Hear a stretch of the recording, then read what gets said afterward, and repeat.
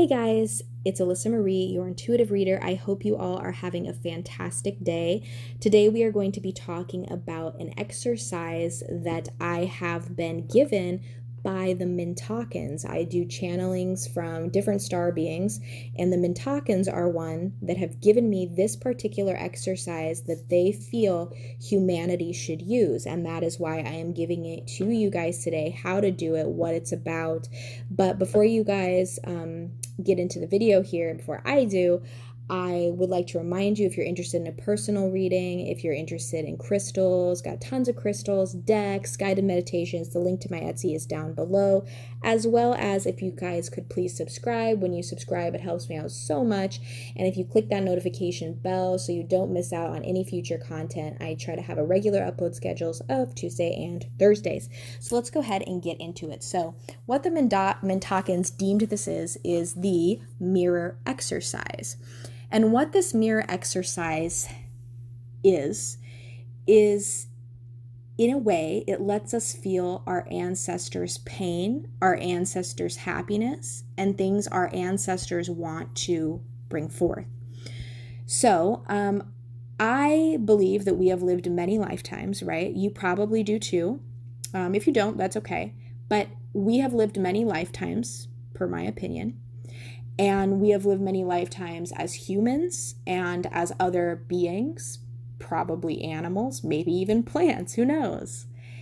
And everything that has happened in those other lifetimes, whether it be traumatic or whether it be, very blissful, it is stored in our Akashic records. And our Akashic records are literally records that have our entire lifetimes in them, and we can access them.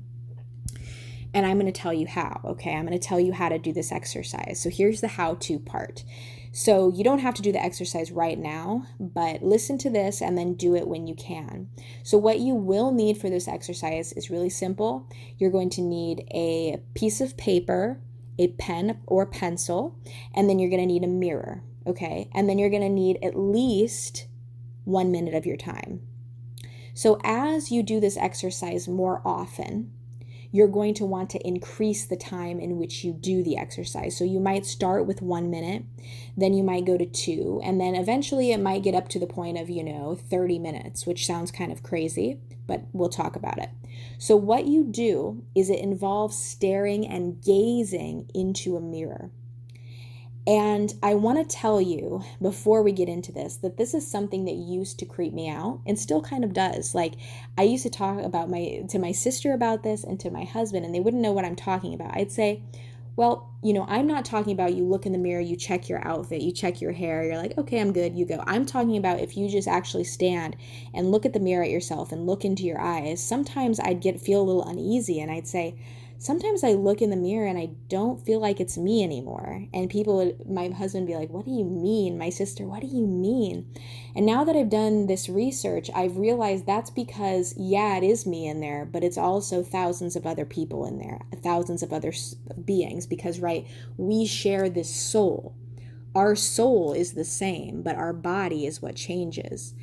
And so what you do for this exercise, the first time you do it, you're going to need a timer as well. So, it's good to have a timer. I suppose if you don't have a timer, it's not the end of the world. You can estimate, but it's good to have a timer, on your phone.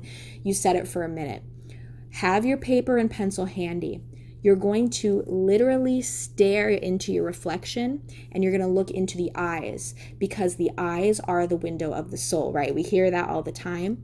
And when you're going to look in your eyes, you're going to just stare into those eyes, gaze into those eyes. You can even kind of, how you stare and you can kind of look through your reflection instead of, right, you know what I mean? You look through it. That might happen, kind of soften your gaze. And I want you to see what you see.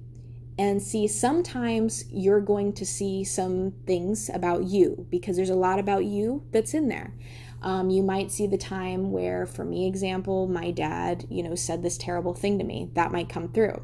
But what might also come through is when I was on Lyra and the reptilian spaceships are coming in, and I'm feeling scared. I might get feelings. I might get imagery. I might get sounds. I might get names, numbers, colors, The list goes on and on.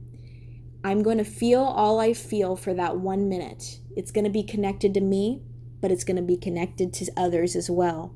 As soon as the 1 minute is up, as soon as, I'm going to take my pen and I'm going to write what I saw as much as I remember. It might be random and it might not make sense. You might see something that's very graphic. You might see something that's very beautiful. You might see, you might have times where you feel like nothing comes through, and that's where practice comes in. But you got to tell yourself, okay, I'm really looking in and I'm listening. And here's the thing. Our ancestors, our soul ancestors, they want to be heard. And so your soul ancestor of, I don't know, Mary, who lived in 1544, wants you to know that she is grieving because she lost her child. And that might sound like, okay, well, that's not my problem. But that version of her is you. Do you see what I'm saying? She is you and you are her.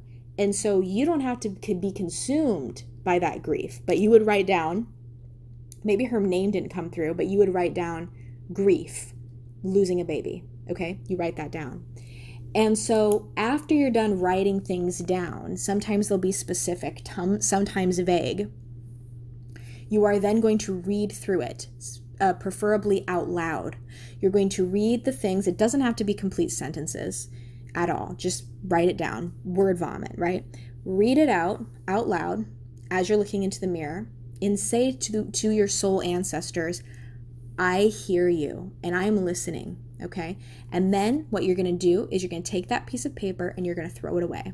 Dispose of it somehow. You can burn it, you can throw it in the trash, you can recycle it, it don't matter, but just get it out of you, okay? Because they wanted to have their piece. They wanted to say what they wanted to say, but you don't have to keep this and dwell on it because you are your own person, but they wanted to be heard. And it's so interesting, but you hear about kind of karmic debts and you hear about patterns repeating themselves, like, oh my gosh, no matter what you do, it just seems like you date the wrong guys, right? And then you realize, oh, maybe it's because this happened in a past life and you haven't really listened to that past life, and that information comes through and you write it down and you hear it and you dispose of it. That makes your ancestors happy. They're like, I felt heard. So and such who has my soul now has not in a way forgotten me. I feel heard. And they can become some of your greatest spirit guides. Okay, so that's all you need to do this exercise. Again, you need a piece of paper, a pen, the mirror.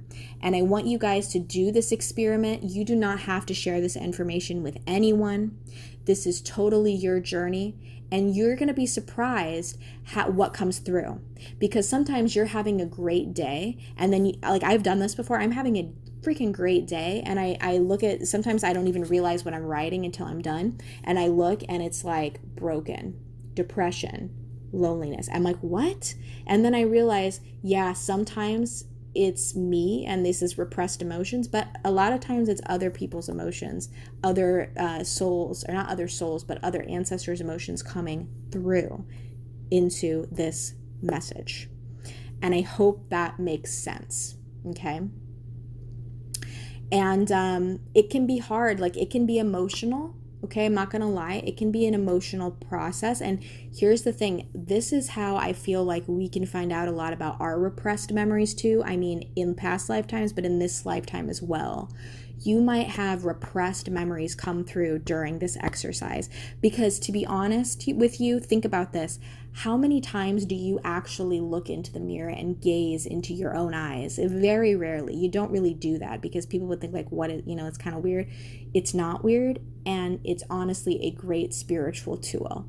So I hope you guys enjoyed this. Please, you don't got to share what happened. You can if you want, but please let me know if you try it, and please let me know how it goes. Again, if nothing happens, it's okay. It's okay. Just practice.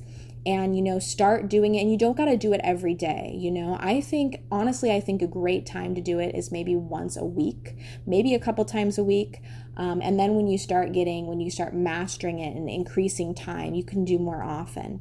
But I hope you guys enjoyed. Let me know how it goes. Have a wonderful rest of your day. Bye-bye.